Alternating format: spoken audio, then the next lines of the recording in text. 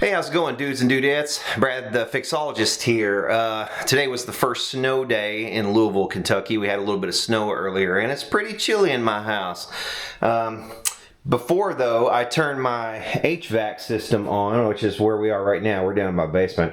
Before we turn this thing on, I wanted to give it a good cleaning because I spent a little bit of time at my neighbor's house kind of looking at his HVAC system. Okay, so I'm over here at Ron's moving some stuff. I'm going to get him set up downstairs and get a bed set up over here and move the couch over there. And I'm vacuuming everything as we go. The Dyson really couldn't stand up to it, so I'm going to this thing here.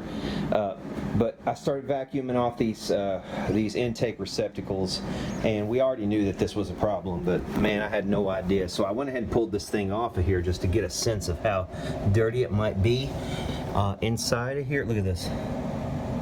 Look at that right there. See this? That cannot be inside of your intake. Oh my goodness, look at this. This is inside of the ducts. Oh my God.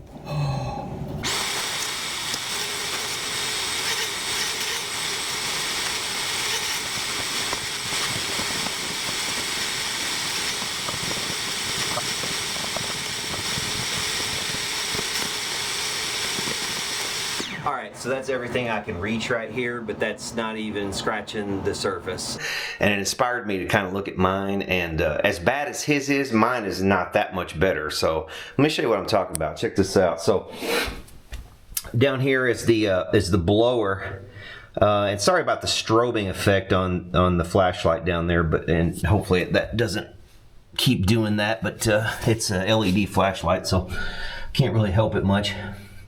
But hopefully you can see how much dust and stuff is in here. Might be a little bit difficult to tell right now, but I'm gonna show you something, and this is kind of gonna probably freak you out as much as it did me. Check this out.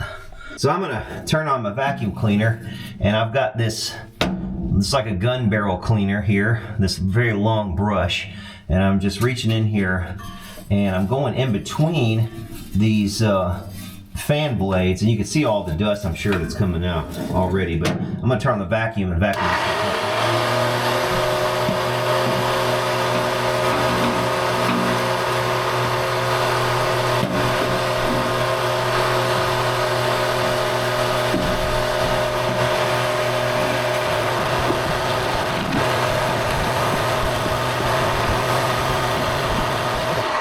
So I'm hoping you can kind of see there, this particular camera is not great at capturing up close details, but I'm hoping you can see the fan blades, how filthy those are. So what we're going to do, I'm just going to go through all these fan blades. I've already gone through about half of them, and try to get all of these as clean as humanly possible, you know, which might be easier said than done, but we'll vacuum up. I mean, I've got a lot of crap out of there already. If this is something that you haven't done in a while, haven't looked at on your HVAC system, definitely check it out. When I first moved into this house, as a part of the inspection process, I was told that I was going to need a whole new furnace, and I was like, I don't think so. I don't think I need a whole new furnace. The thing works fine. I don't know, maybe that's part of what they were talking about, that maybe they kind of got a quote on cleaning this out, and they said you're going to need to replace the fan, and you might as well replace the whole furnace because it maybe is a certain age, and they just do that, you know, because it's how they make their money.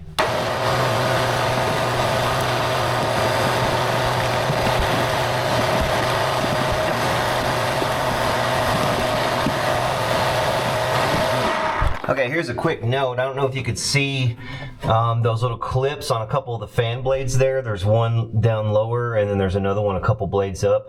Those are balancing clips. Those are on the blades to balance the fan so it doesn't shake and wear out the bearing.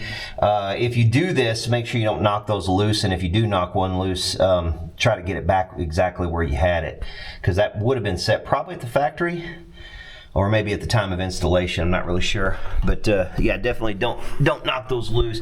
And you know, like I said, the reason I'm doing this, this side is where the air comes in. So this is the intake. You can see there's a vent here that will take air from down here in the basement. It also will suck some air from up high from other places in the house. And bring it in that way. And you can see on the intake also here, if you follow this duct up and you see this duct that's coming off of here, that right there is the humidifier system for the house right there. And I have to turn that on when I turn my HVAC on, and I have to make sure that that's in operating order as well, and that's going to keep the air in the house from getting quite as dry in the wintertime, and it's going to really protect my skin, my breathing, but also my valuables like my guitars from drying out, shrinking, cracking, all that kind of stuff. But anyway, so this right here, this door normally is where you slide in the filter, and this is where the air comes in, and it comes in this way, and this fan is an impeller that brings that air in and then blows it up and then out this ductwork into all the various outlets in the house. You know, how does this get so dusty in here like that? It gets dusty because just improper filter. That's the door for this. I don't have the filter, but I've been using a metal filter that you can wash. It's washable, but I'm going to start doing this a little bit differently. I'm going to use a dual filter system. So I'm going to use the metal washable filter on this side, and that's going to catch the big particles, and then on this side I'm going to use a micro filter. The last couple years I have not been doing that, but I'm going to do that from now on. Now this originally is a I don't know if you're going to be able to see it or not, but see this box right here? You see input voltage? This is disconnected now.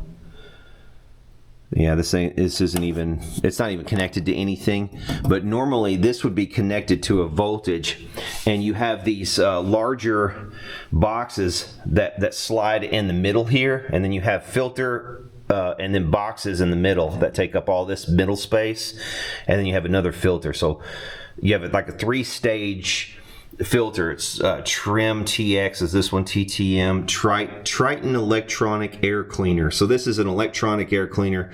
That would be a good one if it was in working order probably, but it's as you can see, it's been replaced with just a regular filter system. A regular filter will fit in here. So I'm going to move to a 2-stage filtering with a, like I said, a metal filter. I'll put a link to what I use for the metal filter that's washable. I'm going to put that on this side to catch the big stuff, and that's going to keep me from having to replace my microfilter quite as often, so it doesn't get clogged up as often. So it'll just be a cost-saving measure to use a 2-filter system. Now, you don't want to go too heavy with it or put too much strain on your fan, but you can kind of guesstimate, whether or not you're going too much. If you use 2 or 3 filters on your system, that's overkill usually. They're designed really for 1 filter mainly, but in my situation, like I said, I've got a lot of dust in the house at the moment, and this system is a bit dusty, so I'm gonna, until I can get it all kind of vacuumed out, the parts that I can reach, and get it moving again, I'm going to use this 2-stage filter. But ideally this would have been nice, but anyway, not operational. But let's go ahead and finish up.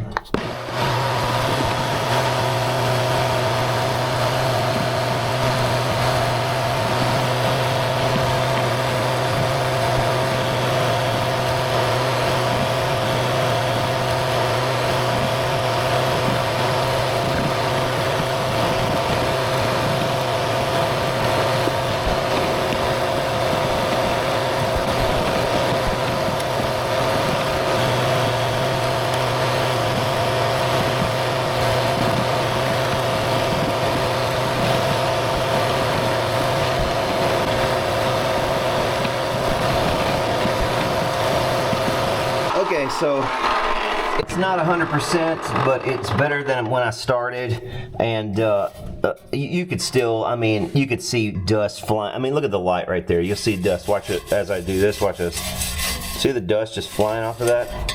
None of that dust should be on, see this line in the middle right here? This line right here? None of this dust should be on this side of the line. It should, any dust should be on this side of the line. But this is worth doing, you know, if you haven't done this ever, probably. If you're like me, you do this rarely or ever. So this needs to be done probably every year, to be honest. If you care about your health, you care about your kids' health, your family's health, get in here with a vacuum cleaner. It doesn't take that long. Find your port where your blower fan is. Dust off your blower fan, because like I said, anything on this side of this line right here should not be dusty, ideally. Now, you'll never get 100%, but ideally it shouldn't be done. It's going to wear out your components, and it's also going to make you unhealthy. I will look at this Aprilaire Model 550 humidifier. Now, I serviced this in this house when I first moved in, so it should be okay. All I should have to do is turn it on, and as you can see here is the water heater. This is the hot water coming out right here, and this right here is a valve that you can open, allowing hot water to come down here, and there's another electronically controlled solenoid valve right there, as you can see, and it shuts on and off depending on whether or not the furnace is on or off. And you can see it's connected to some wires here which lead down into the brain, and that will turn on or off the water flow to this unit. Let's see, I'll pull this cover off. Let's show you. Yeah, a lot of dust and stuff fell. And you can see right there, this hose that's coming up, it brings water when that valve opens up to the top of this thing. This is a little filter. The water trickles down onto this filter, and the air from the blower blows past that, down that pipe to the rest of the house. So it has to come through here. Every bit of air that goes to the rest of the house comes through this little filter right here, which is supposed to be saturated with water. Right now it's really dusty, really nasty. I gotta come up here and clean this out too, so we may as well go ahead and do that. Let me get you on a tripod and we'll do that too. I'm gonna take that filter out. I'll show you what it looks like also. You know, these can get really appallingly filthy inside of those also, so check and see. You know, if you've moved into a house that was already set up before you arrived, you know, I mean, if this stuff was already here, your utilities and everything, you might not know how everything works. You need to familiarize yourself with it really, and know how this stuff is put together and works. But yeah, we need to get this off here and clean this. I'm gonna get you on a tripod or something so I can get that down. Actually, let's see. I'm just gonna set you here, and we'll get, like I said, this is just held on with a clip, and you don't want to break it, because I broke the other one in my other house last time I tried to get it out. I broke it because this plastic can get really fragile and brittle. See this? I'm trying to get this piece off so I can service this thing.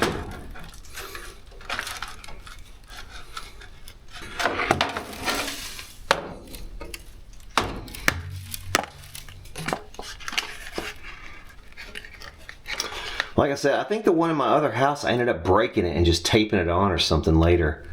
Can't remember what I did, but man, yeah, I don't really want to break this, but it's not gonna come easy. There it goes. It pops off the top. There's a little bubble thing there that pops off and pops into a hole. You gotta get that out of the hole, and then this whole piece will come off of here. On this model, now yours might be different if you have one. You might not even have a central humidifier like this, but look at this. You see all this crap? I mean, this is the crap that, you know, if I were to just come flip a switch and turn my HVAC on, just change the main filter down here and just go roop-de-doop-de-doo, it's got a new filter, turn the HVAC on, you know, I'm going to be breathing in all of this. So instead of doing that, I may order a new filter for this. But anyway, that'll do it for this video. I mean, this isn't rocket science. You can see what I'm getting at here. I'm just going to clean this out and reinstall it, reassemble it. But you see all this? That's like from hard water. It's like lime deposits or what scale. And there's a lot of scale here. You know, we're in Louisville, Kentucky. We're famous for our lime filtered water, which it gives us our bourbon, but also we can get scale like this with our water too. One more thing I'm gonna do while I'm thinking about it, I've got this cover back on the outside, but as you'll see, when I push this bottom end down here, it just kind of moves because there's a gap. I don't know if you'll be able to see it, but there's a gap down here. It's not very well sealed, and really this container needs to be really well sealed from this side, from the outside room. So I'm going to come around this with some tape here, some of this aluminum tape. I wish I had some duct tape handy. I don't know what I did with my duct tape. Got a roll of it somewhere, but I can't find it. But anyway, this will work. You just need something that's going to seal it. Let's start with this side first. Just push this thing all the way in, keep it tight, and that's good enough right there. I'm not trying to tape this piece. I want to be able to get in and out of there easily, but I want this to remain closed until the next time I need to clean it. So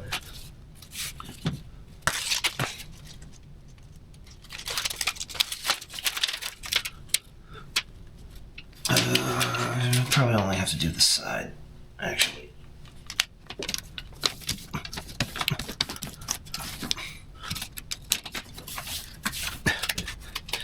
It's going to be a little bit more airtight than it was. It's not you know, it's not going to be perfect, but it is going to be better. I'm going to put a piece along this bottom edge too.